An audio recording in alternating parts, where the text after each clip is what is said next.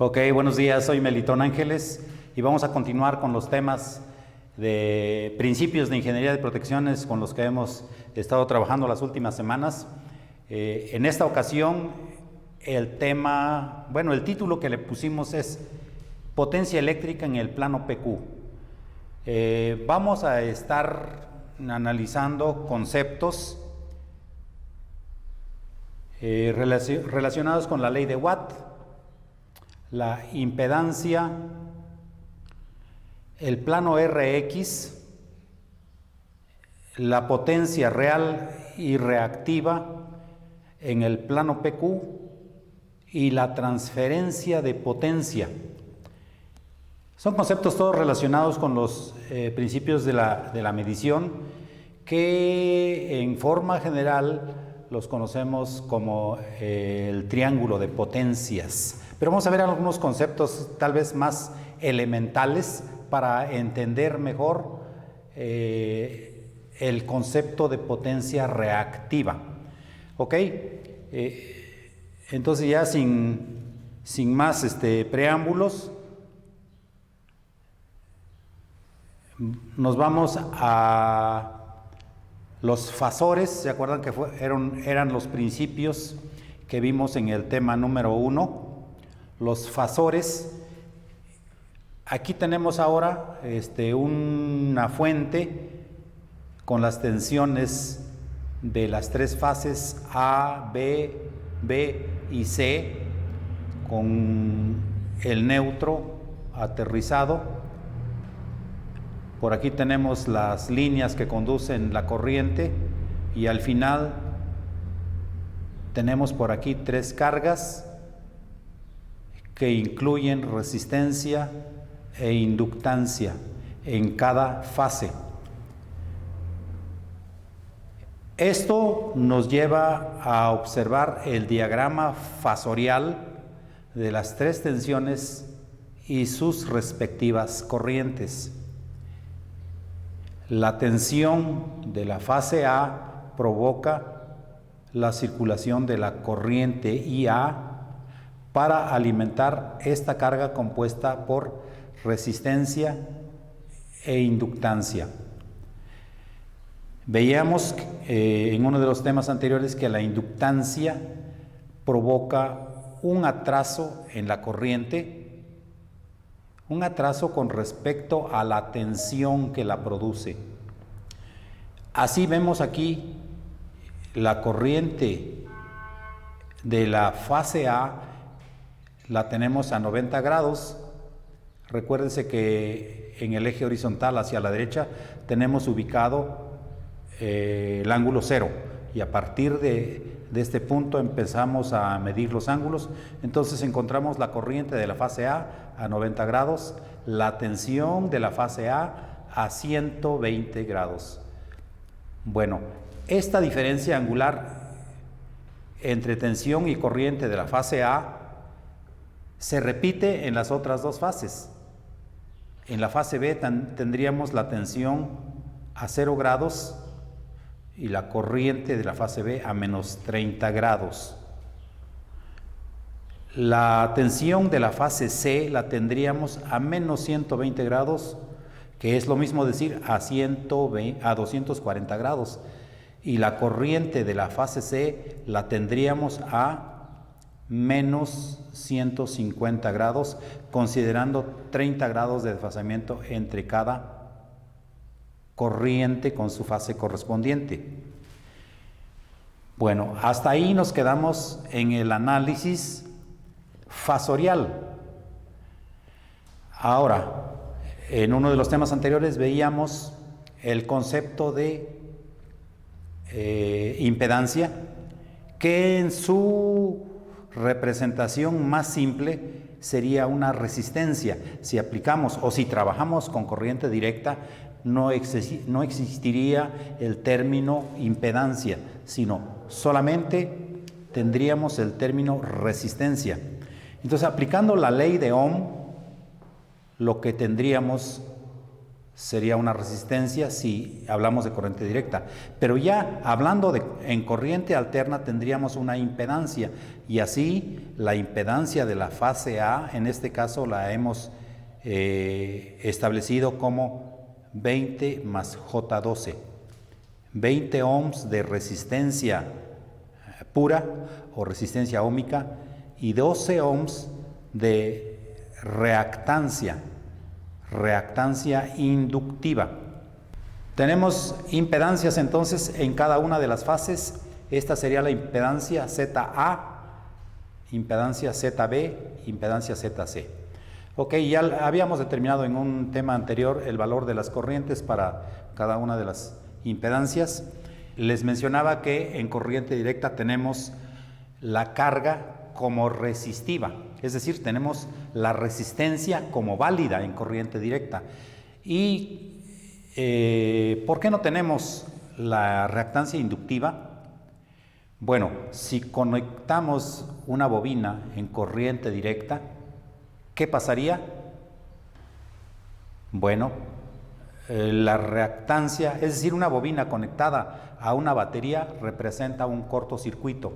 Entonces no la podemos considerar como carga. No podemos mantener una bobina conectada directamente a una fuente de corriente directa.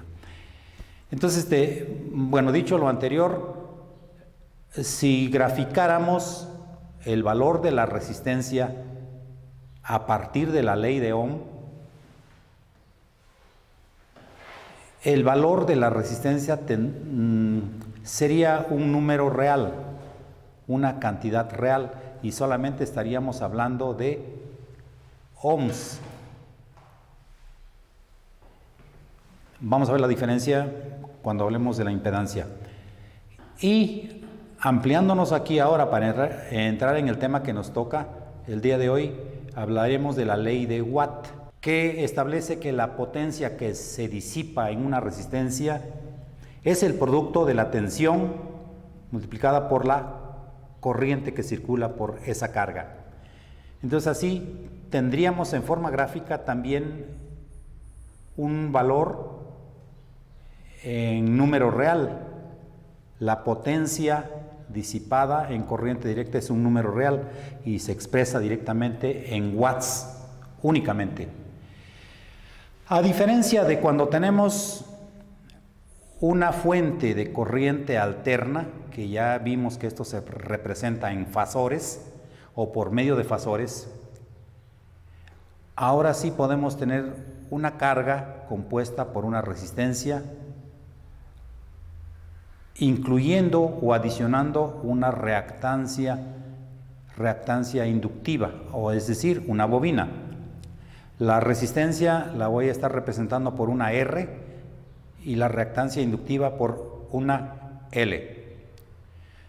Y esto, como veíamos ya en los temas anteriores, va a estar representado por un vector que va a representar la tensión y otro vector que va a representar la corriente.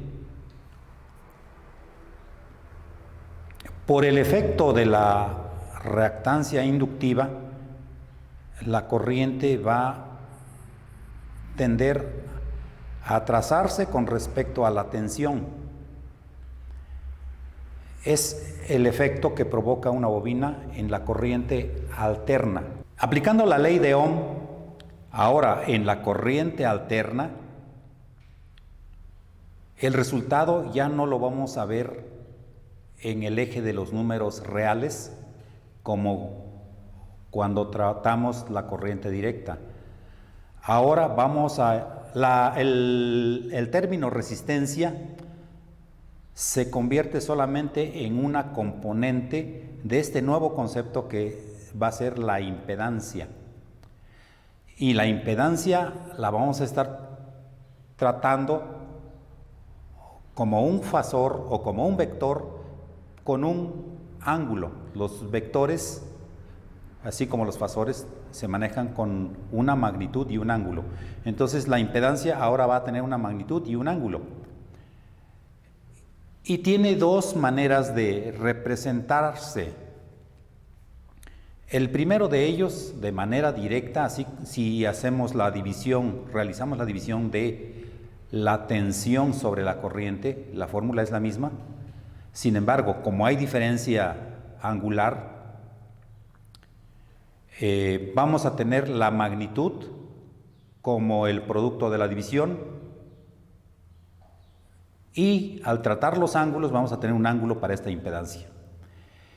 Bueno, pero esta impedancia ahora vamos a trabajarla en un plano, y este plano es el plano Rx o el plano de impedancia, que es lo mismo. Entonces les decía que podemos representarlo de dos maneras: como una magnitud, como un vector con una magnitud y su ángulo, que esto es lo que tenemos aquí, z y su ángulo, y aquí lo tenemos representado como z y un ángulo. Pero este vector está en la forma polar, es decir, magnitud y ángulo. Lo podemos convertir a la forma rectangular en los componentes rectangulares de este vector. Entonces, al proyectar z sobre el eje real, nos va a dar el valor o la magnitud de R, que esta es la resistencia óhmica o la resistencia pura, que es lo que tendríamos si aplicáramos corriente directa. Pero debido al ángulo que existe entre la corriente y la tensión, nos va a reportar una componente que va a estar sobre el eje imaginario, sobre Jx. Bueno, esta es la conversión de polar a rectangular. Tenemos en primera instancia magnitud y ángulo, y en segunda instancia tenemos resistencia y reactancia inductiva. Ahora, esta reactancia, así como la resistencia, pueden tener valores positivos o negativos. Es decir, Z puede estar en cualquier ángulo en esta circunferencia o en este plano Rx, que tiene un origen en el cruce de R con Jx. Ok, esta es la conversión o la transferencia de estos fasores al plano Rx o al plano de impedancia. Una imagen en la potencia. Así como teníamos en corriente directa un número real para la potencia disipada en la resistencia, ahora tenemos una potencia compleja, es decir, hay una potencia real y una potencia imaginaria. ¿Cómo surge esto o cómo se obtiene? De manera directa y sin mayores complicaciones, la fórmula para determinar esta potencia compleja es multiplicando la tensión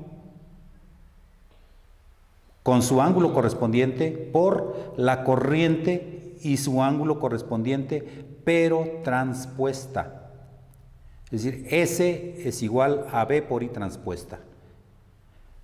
Con esta fórmula transferimos directamente cualquier representación de tensión y corriente en el diagrama fasorial, la convertimos o la trasladamos al plano de potencia, que es el plano PQ o plano de potencia.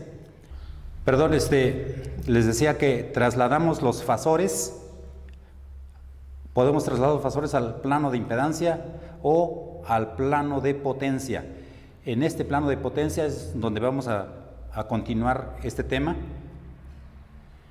y el análisis lo arrancamos de esta manera. Cuando tenemos una carga puramente resistiva, la corriente queda en fase con la tensión, y la oscilografía, aquí vemos que la onda de tensión coincide con la onda de corriente, decimos que están en fase. Cuando tenemos una carga puramente inductiva, la corriente se va a trazar 90 grados de la tensión que la está produciendo.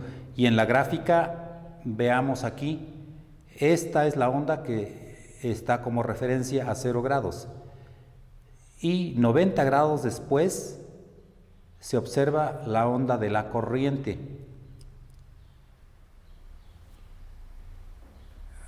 Si lo vemos en grados, el punto máximo de la tensión está aquí a 90 grados.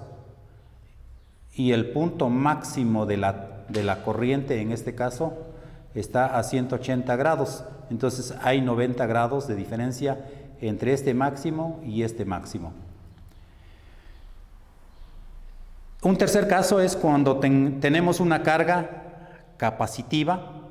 El capacitor nos va a provocar un adelanto en la corriente y la oscilografía la tenemos aquí. Otra vez el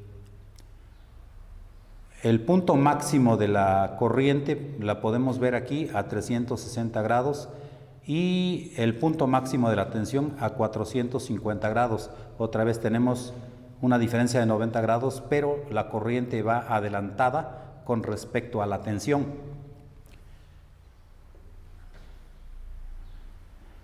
Continuamos. Vamos a analizar tres condiciones de la corriente. Repitiendo, cuando la corriente está en fase con la tensión, en el diagrama de impedancia vamos a tener una impedancia que va a estar a 0 grados. O sea, tiene la parte real que vale esta magnitud y la parte imaginaria equivale a 0, es decir, no tiene componente imaginaria. Igualmente para la potencia, solamente existe potencia real, no hay potencia reactiva.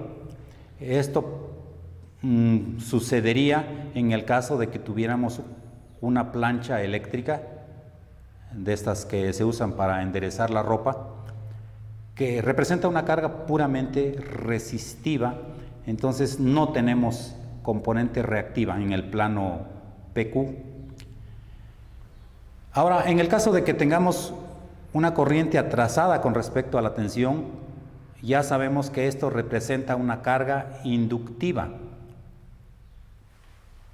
En este caso,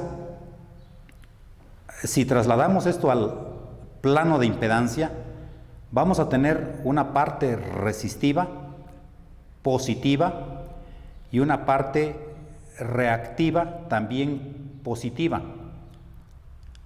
Es decir, la impedancia Z queda en el primer cuadrante. Y la potencia, en el plano PQ, la potencia real pues queda sobre el eje de los números reales y la potencia reactiva, fíjense cómo se invierte el ángulo del componente o de la impedancia con respecto a la potencia. En el plano Z o plano RX, la impedancia queda en el primer cuadrante y cuando trabajamos la potencia aparente, S, queda en el cuarto cuadrante. Es muy importante recalcar esto porque representa confusiones en la práctica. Voy a regresarme a las fórmulas para determinar la impedancia y la potencia.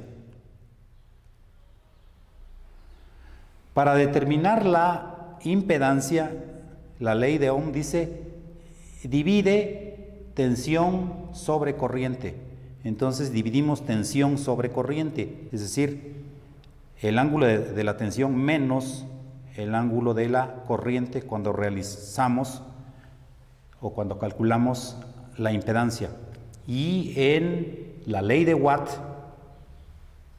es un producto, tensión por corriente, En este caso, la fórmula dice que es el producto de la tensión por la corriente, pero con el ángulo de la corriente transpuesto. Este asterisco aquí implica transposición, y la transposición significa un cambio en el signo del ángulo de la corriente. Sí, necesitamos cambiar el signo de este ángulo para obtener el producto correcto.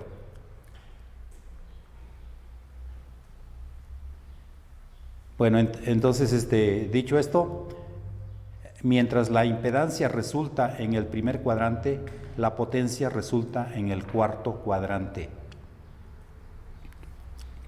Cuando la corriente está adelantada con respecto a la tensión, al realizar la división, la impedancia nos va a resultar en el cuarto cuadrante y la potencia nos va a resultar en el primer cuadrante. Esto es por la transposición del ángulo de la corriente, como ya vimos. A ver, regresando tantito, cuando la corriente se atrasa, significa que tenemos una carga inductiva.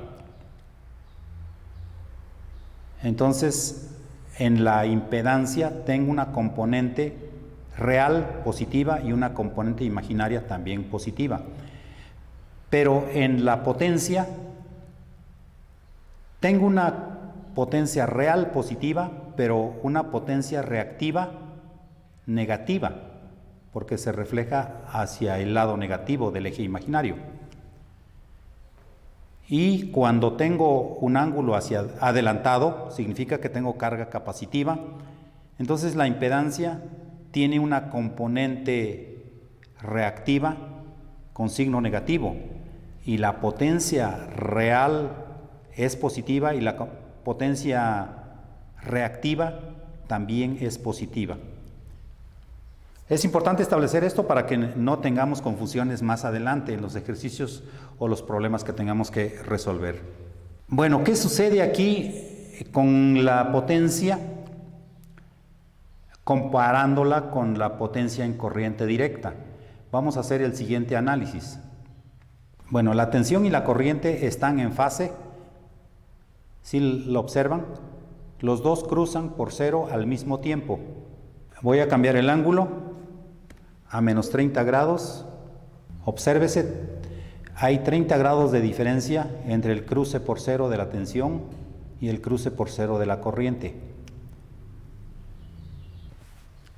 En este caso, la corriente está 90 grados atrás de la tensión.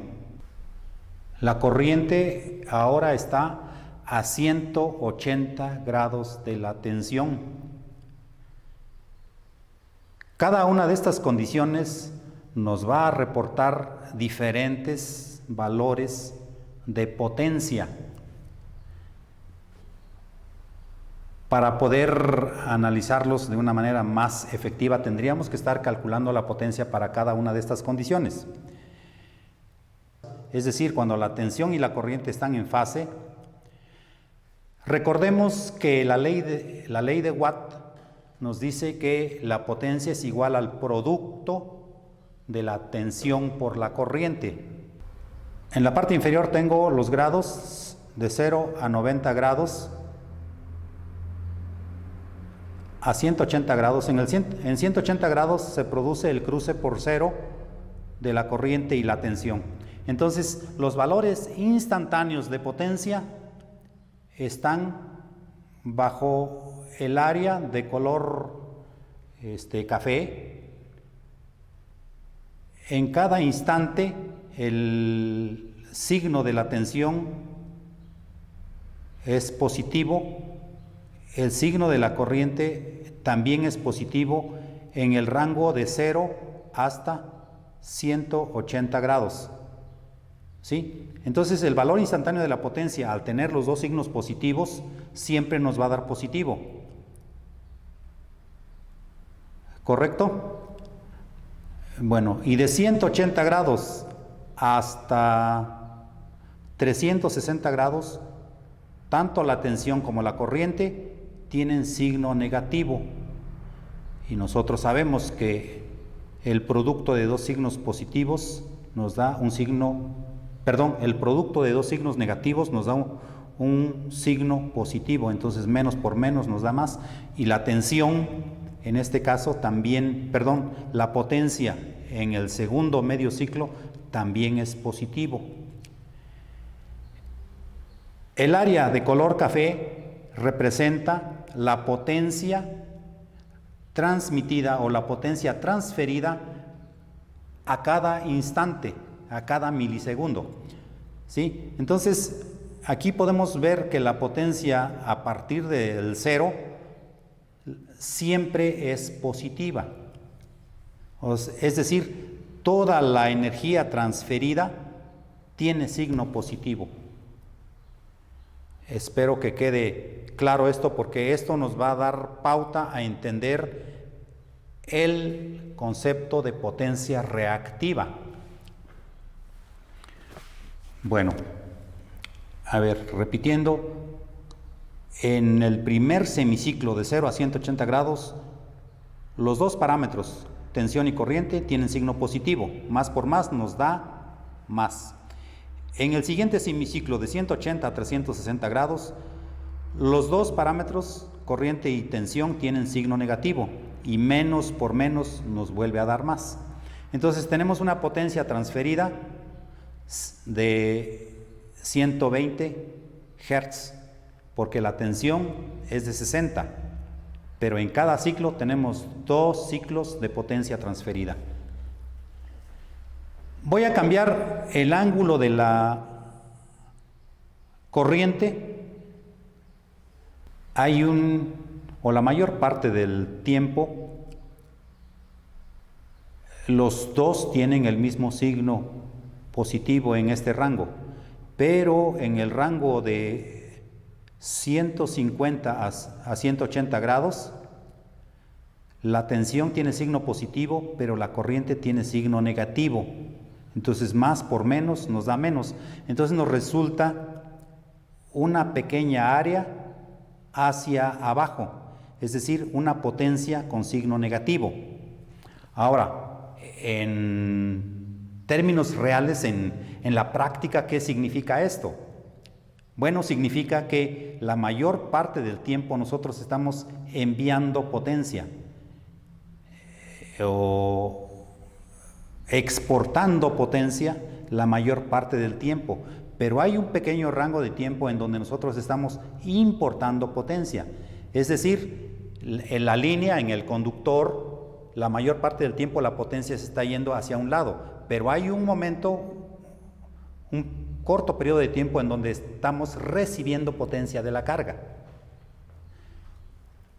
A ver, vamos a observar ahora qué pasa si tengo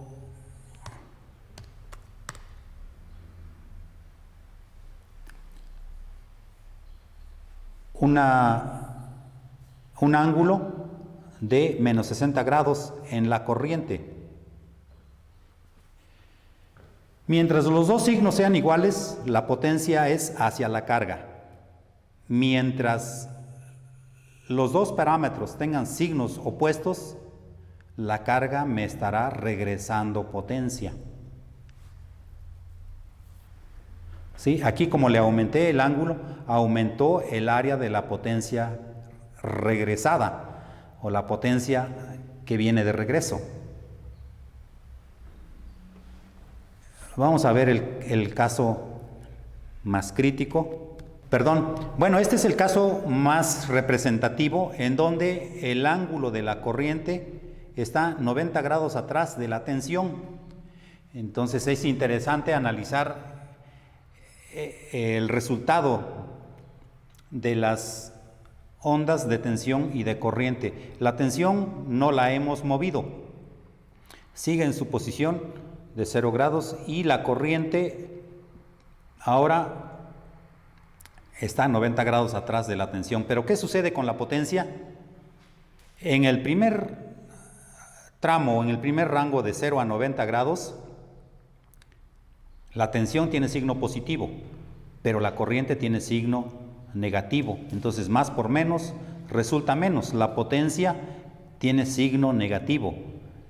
Y en los siguientes 90 grados, de 90 a 180, los dos tienen signos positivos, entonces la potencia se transfiere hacia la carga. Y esto es repetitivo. Significa que en un primer cuarto de ciclo estamos recibiendo potencia de la carga, en otro cuarto de ciclo estamos entregando potencia a la carga, pero el resultado o el promedio total es 0 potencia real transferida. ¿Logra entender esto o se logra apreciar en la gráfica? Sí hay transferencia de potencia, pero en la mitad del tiempo estamos entregando potencia y es la misma potencia que recibimos de regreso en la otra mitad del tiempo. ¿Y hay corriente circulando por las redes? Sí, por supuesto, hay corriente circulando y está absorbiendo la capacidad de conductores, de transformadores y toda la red, pero esa potencia no es aprovechable. ¿Y cómo podemos entender esto? Bueno, lo que resultó como un análisis de ingeniería es que, bueno, pues esta es una potencia compleja, así que le vamos a llamar potencia reactiva. Y aquí podemos seguir variando los ángulos, pero al mover el ángulo de la corriente de 0 hasta 90 grados se entiende el fenómeno. No hay una representación física de la potencia reactiva. Esta sería la representación física, la potencia real transferida y regresada. Esto es lo que sucede y le llamamos potencia reactiva. Ahora, sí existe la potencia reactiva, pero como un elemento imaginario, y a partir de aquí vamos a observar la potencia instantánea, tanto la real como la reactiva. La línea roja corresponde a la tensión aplicada. La línea azul corresponde a la corriente que estamos transmitiendo y en este caso la corriente está 90 grados atrás de la tensión. Ya analizamos que la potencia real, ahora la potencia real representa esta línea café, representada por esta línea café, vemos que la mitad del tiempo es negativa y la otra mitad es positiva, como ya la analizamos. Entonces potencia real es 0, no hay potencia real transferida. Y la línea verde representa la potencia reactiva. Entonces aquí lo que estamos viendo es que estamos exportando pura potencia reactiva. ¿Sí? La línea de color verde está del 0 hacia arriba. Entonces, todo lo que estamos transmitiendo lo representamos como una potencia reactiva. Si pongo el ángulo a 0 grados,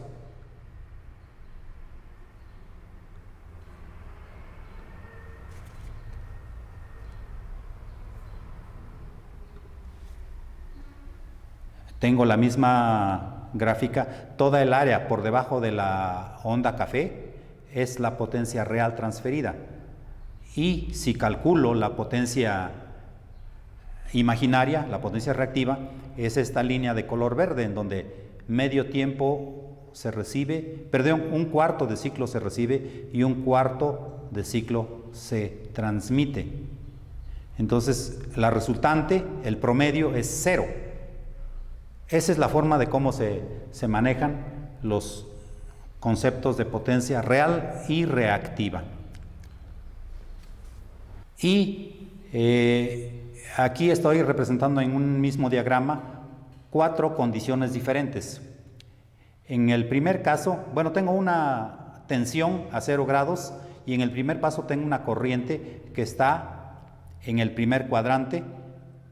Entonces la potencia S1, estoy calculando aquí la potencia S1, es 100 ángulo de 0, es el valor de la tensión, y la corriente I1 5, ángulo de 30, transpuesto, y aquí viene la aplicación de la transposición. Tenía 5, ángulo de 30 grados, para quitarle el signo, ahora le tengo que dejar 5 con ángulo de menos 30, y ya está transpuesto. Y el resultado es 500 ángulo de menos 30, y la unidad es voltamperes. 500 ángulo de menos 30 grados, voltamperes. Y convirtiendo estos 500 con ángulo de menos 30 al formato rectangular, resulta 433 con menos J 250, es decir, su proyección en el eje real es positivo y su proyección en el eje imaginario es negativo. Y cada una de las componentes ahora les asignamos unidades.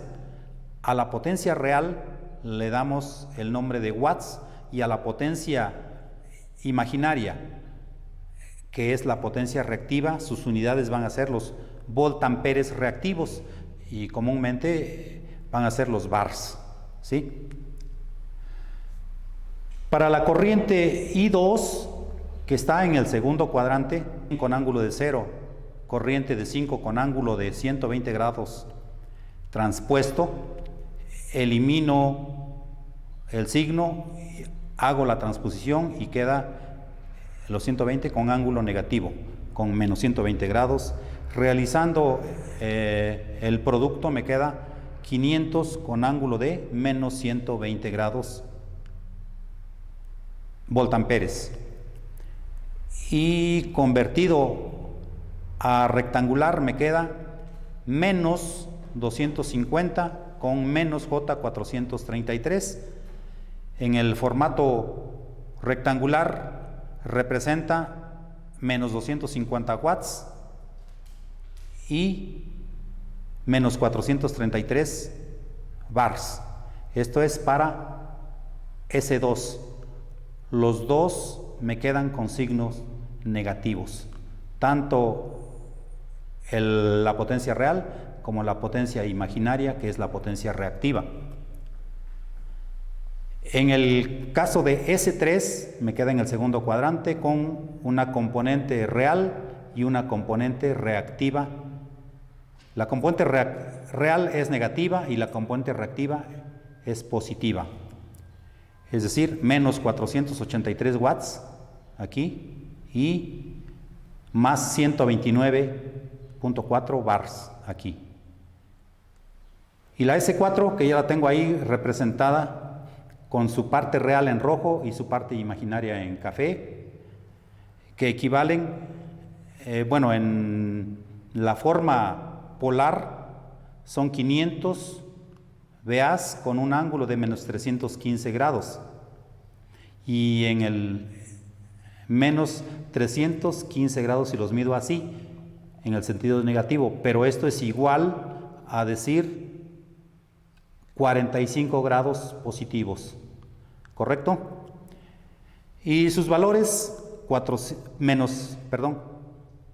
los watts corresponden a 353, que está en color rojo, y los bars 353 también positivos, son iguales porque el ángulo es de 45 grados. Elaboren sus preguntas y después de esto voy a responder las preguntas que tengan. Es una fuente portátil de alta corriente para prueba de restauradores en donde están conectados en sitio. Es una fuente de alta corriente del tamaño de una maleta de viaje, que es el control, y el transformador de alta corriente es un módulo muy portátil con peso de 11 kilogramos y la extensión puede ser de 10 o 20 metros para elevarlo a la altura que se encuentren los restauradores. Va a ser útil para prueba de restauradores, seccionalizadores, y creo que una cosa muy importante es la simulación de fallas primarias en los interruptores de media tensión. Mediante esto nosotros podemos probar los relevadores 50, 51 y 79 que están en los tableros de protección dentro de las casetas de control. Y las pruebas se hacen desde el exterior, solamente conectando la corriente a las boquillas primarias sin intervenir ni en los relevadores, ni en los tableros, ni en ningún otro punto. Esto se hace con un software que se llama RTM Play. Pero sin el software se puede usar la fuente para verificación de circuitos de corriente, para verificación de relaciones de transformación de corriente, verificación de disparos por protección. La fuente puede dar 300 amperes de manera continua con una carga máxima de 8000 microohms, 600 amperes por 90 segundos y hasta 1200 amperes por 4 segundos con una carga máxima de 2000 microohms. Bueno, esta es una imagen en donde probamos las protecciones asociadas a este interruptor, metiéndole corriente primaria aquí, conectando la fuente para inyectar corriente primaria desde las boquillas, con lo cual se checa la fase, es decir, se conecta la fuente de corriente a la fase A, debe operar la protección de la fase A, se checa la relación de transformación de corrientes, el cableado de las corrientes que sí llegan a donde está el relevador, el cableado de disparo, la operación del interruptor, algunos puntos de la curva del relé 51, inclusive la desviación de los tiempos de respuesta del esquema con respecto a los tiempos esperados de operación en una gráfica de tiempo inverso, los tiempos de operación de los diferentes intentos de recierre, una prueba completa del esquema sin intervenir en ningún punto de los cableados secundarios. Es útil para probar los restauradores en sitio, tanto restauradores electromecánicos o los restauradores de tecnología más reciente. Bueno, por ahí están los datos técnicos. Esta es la parte importante de nuestra propuesta. Es un software que nos permite graficar la secuencia completa de operación del restaurador con una primera falla, un primer intento de cierre, el recierre, la falla en el segundo intento, la falla en el tercer intento, la falla en el cuarto intento, y hacia cada una le aplicamos diferentes valores de corriente, obtenemos la secuencia completa y obtenemos 4 puntos de operación de la curva de tiempo inverso. Esto, les repito, es mediante un software RTM Play que se trabaja en una PC. Y el software permite registrar, analizar y creo que lo más importante es documentar las pruebas a los restauradores. Bueno, tanto a restauradores como a esquemas de interruptores de media tensión que incluyen los relevadores 50, 51 y 79. Al software hay que darle los ajustes de la protección y el tipo de curva para obtener la curva de referencia con los tiempos esperados. Tal vez no lo aprecien ustedes, pero aquí tengo un punto de operación. No sé, ¿lo alcanzan a ver? Por aquí hay otro punto de operación. Por aquí hay otro punto y este es el último punto de operación. Y los puntos de operación están ligeramente por encima de la curva esperada. Y en la tabla de resultados me muestra el múltiplo de la corriente de operación, el valor de la corriente de prueba, el tiempo de duración de la falla, los tiempos de recierre si se consideraron, el tiempo esperado del 51, el tiempo total esperado si nosotros tenemos evidencia del tiempo de operación del interruptor. Si no se cuenta con el tiempo de operación del interruptor, al final de cuentas nosotros vamos a poder determinarlo con estos valores, el tiempo diferencial entre el tiempo esperado y el tiempo real. Otra etapa de la prueba, se pueden analizar las oscilografías amplificando y estos datos, estas oscilografías se guardan y se procesan.